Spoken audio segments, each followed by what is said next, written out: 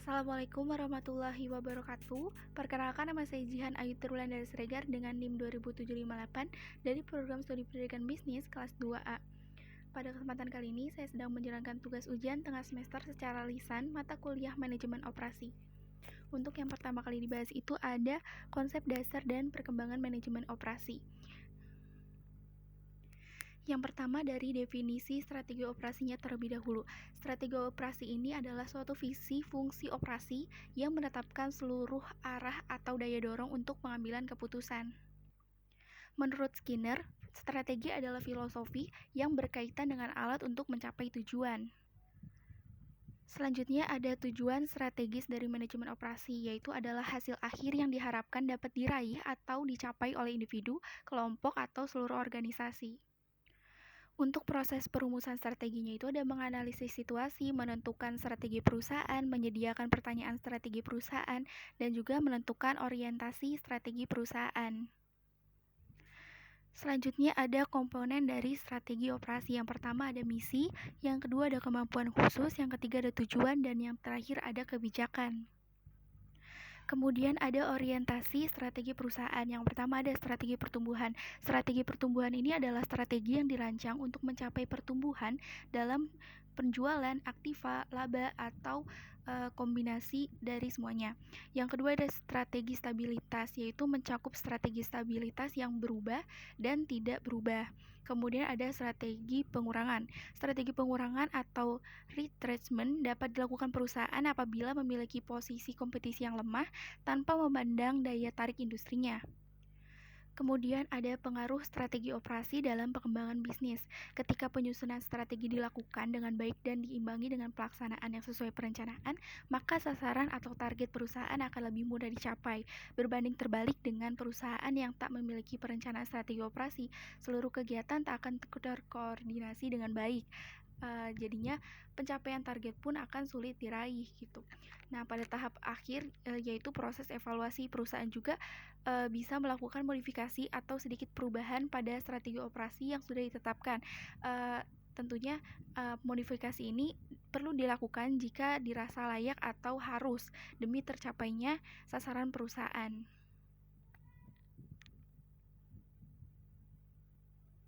Selanjutnya pembahasan atau materi yang kedua itu ada peramalan.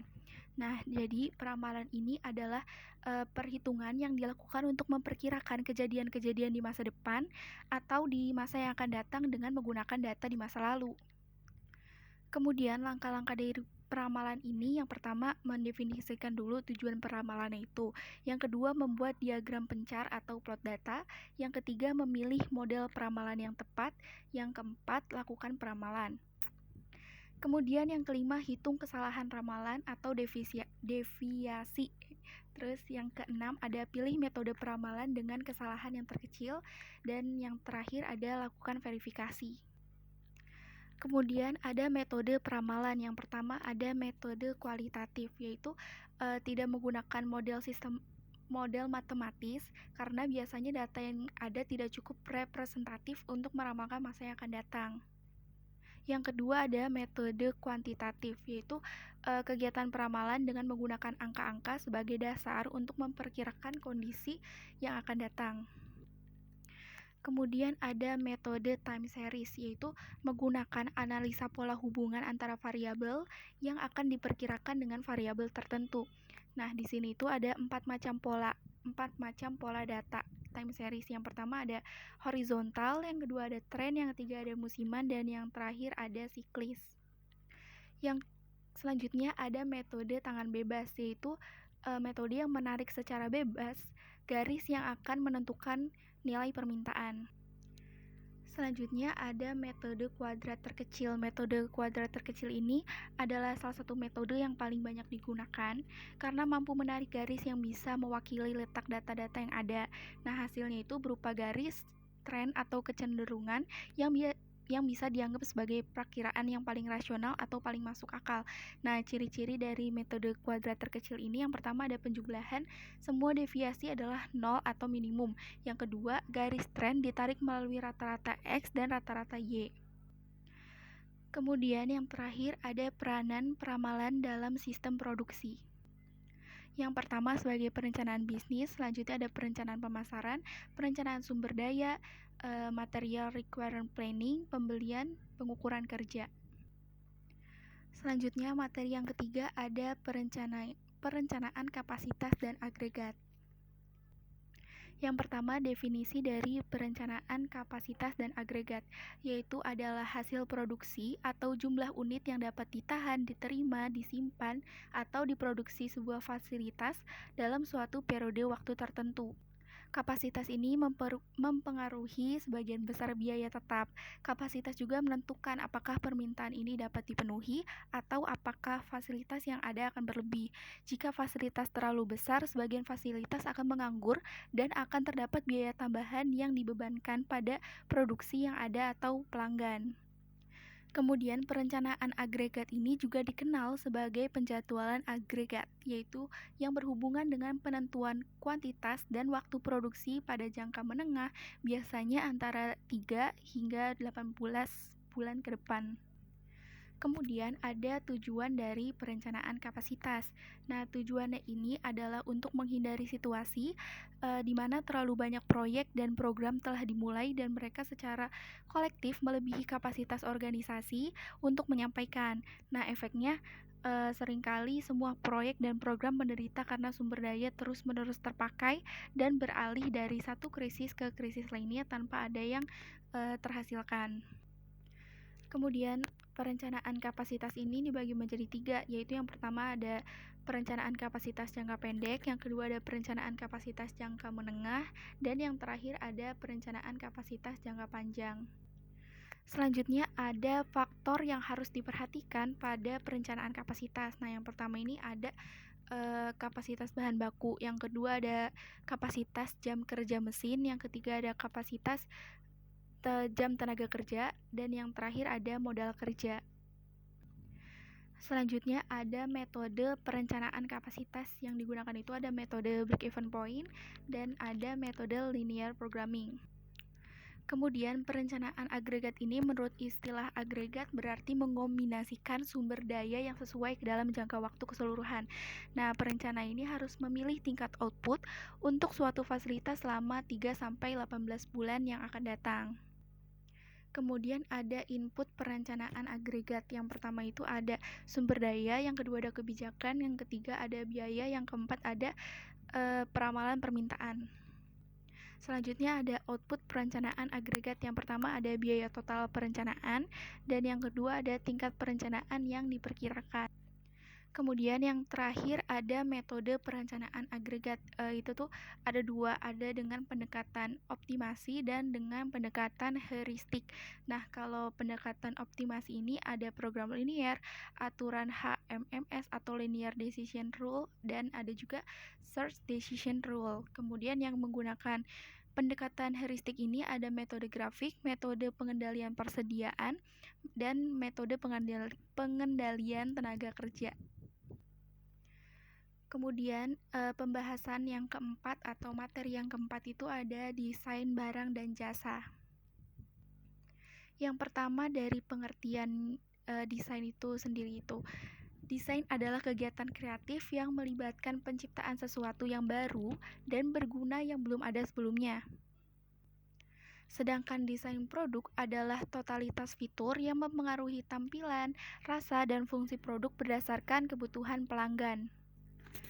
Selanjutnya ada alasan mengapa desain produk itu perlu dilakukan, yaitu karena perusahaan akan mengutamakan proses serta pengembangan ide dari desain pada layanan atau barang yang diproduksi tersebut.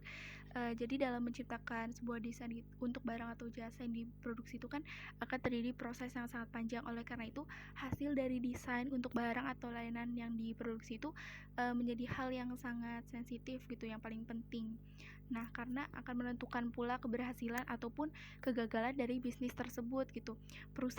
Jadi perusahaan itu akan mengutamakan proses serta pengembangan ide dari desain pada layanan atau barang yang diproduksi tersebut. Maka dalam tahapan sebuah desain pada produk itu sendiri perlu adanya penanganan khusus mulai dari awal hingga akhir terciptanya sebuah desain baru yang inovatif atau pengembangan desain pada barang atau layanan yang diproduksi itu sendiri yang lebih unik dan menarik. Kemudian ada tahapan atau proses pengembangan produk. Yang pertama itu menentukan tujuan dan strategi produk. Yang kedua, identifikasi peluang.